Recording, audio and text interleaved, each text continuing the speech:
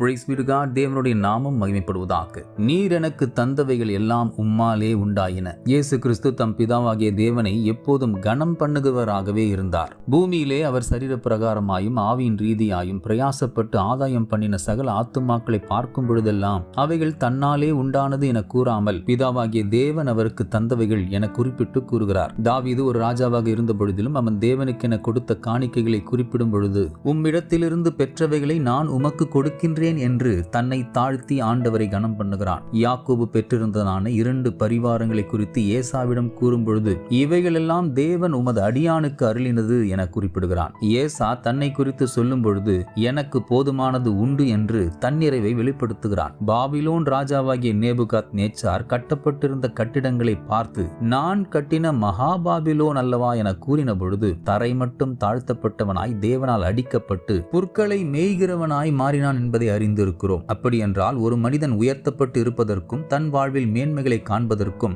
அனுதினமும் நாளுக்கு நாள் நன்மைக்கேதுவான பெருக்கத்தை அடைவதற்கும் காரணமாய் அமைவது அவனது தாழ்மை என்பது புலப்படுகிறது. ஒருவன் கர்த்தருக்கு முன்பதாக தன்னை தாழ்த்தும் பொழுது அவன் உயர்த்தப்படுகிறான். ஆகவே நம் சகல பிரயாசங்களிலும் அதன் நிமித்தமாய் உண்டாகும் பலன்களிலும் கர்த்தரை கனம் பண்ணும்படியாய் நாம் பெற்றுக்கொண்டவைகள் எல்லாம் தேவனாலே உண்டானவைகள் என கூறி தொடர்ந்து தேவனை மகிமைப்படுத்துவோம். அவருக்கு உரியவைகளை செலுத்துவோம். மென்மேலும் வர்த்திக்கப்படுவோம். God bless you abundantly.